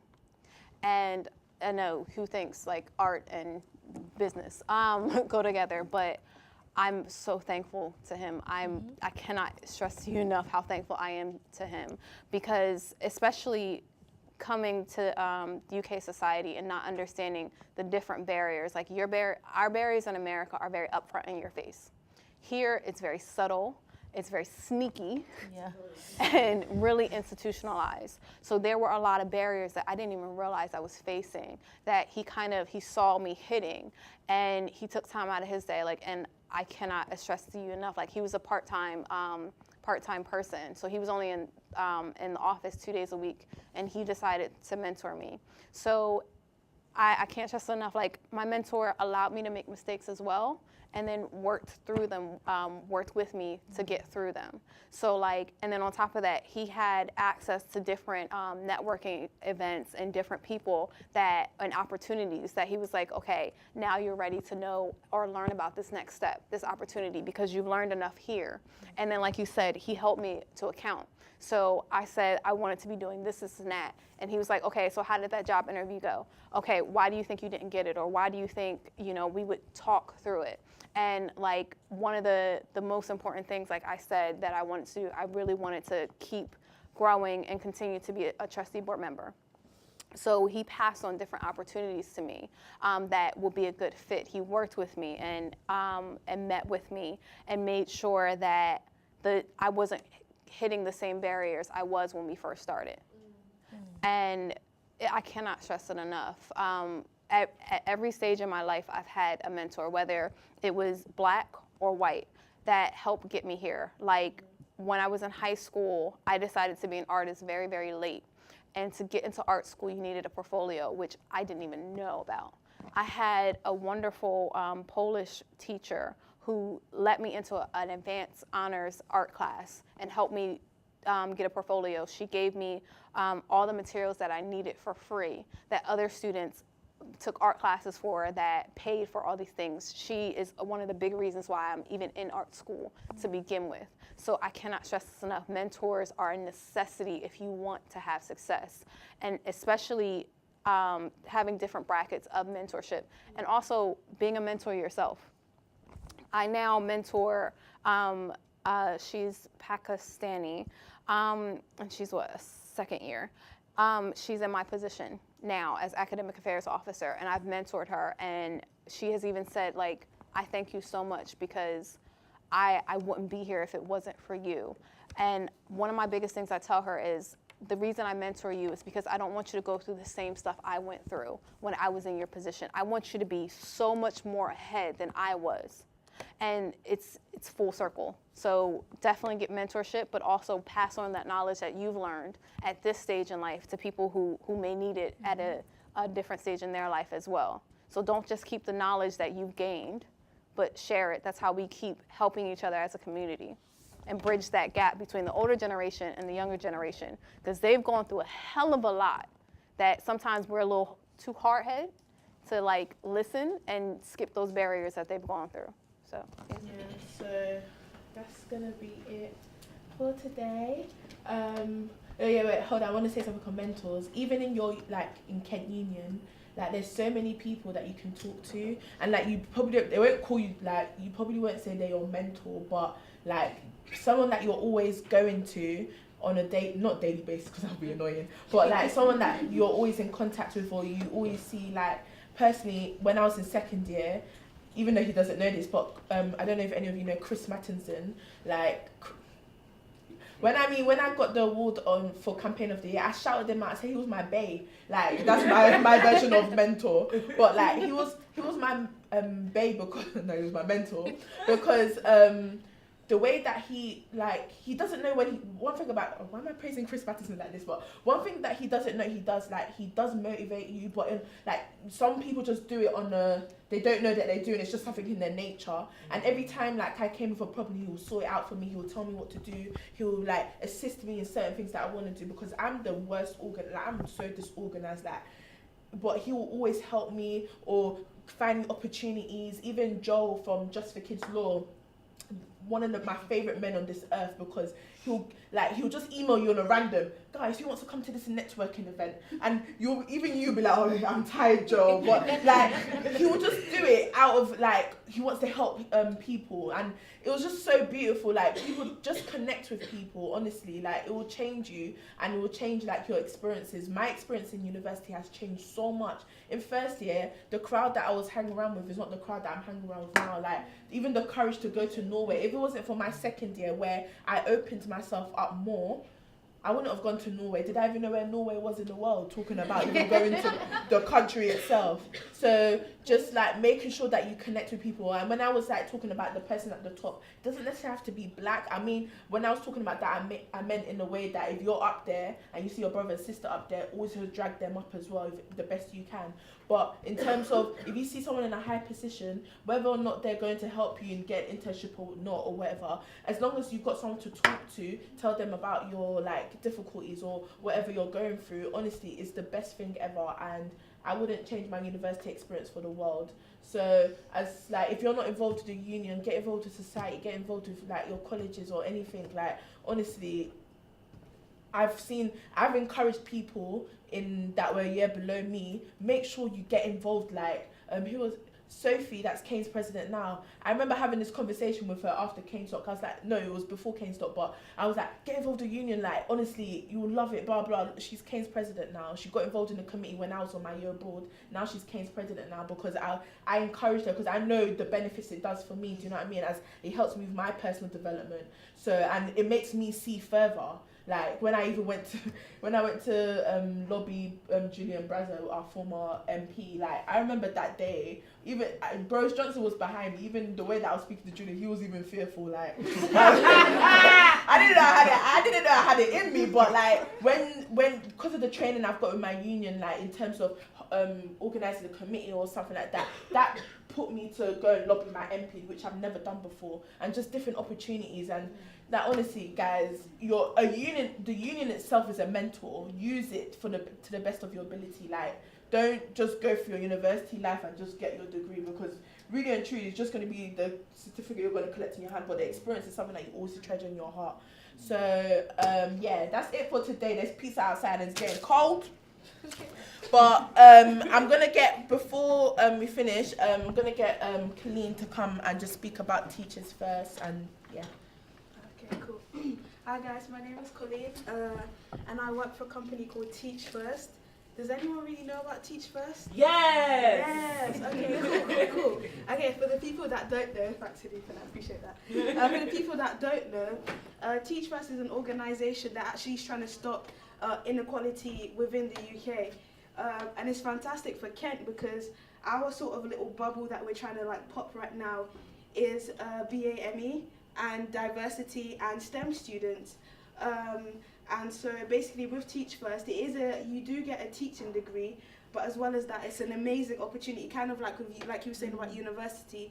So as well as getting a teaching degree, you can do different internships, you can travel, you can get involved in terms of like the community. If you have a voice and you want to speak, you can get involved like that. If you want to kind of help sisters out, want to help like the guys out, if you want to take part, even if it's like, for example, dance, and you want to kind of push that in your community, there's so many opportunities that you can have. So yeah, that's basically what Teach First is. I've got the iPad here that you can sign up for.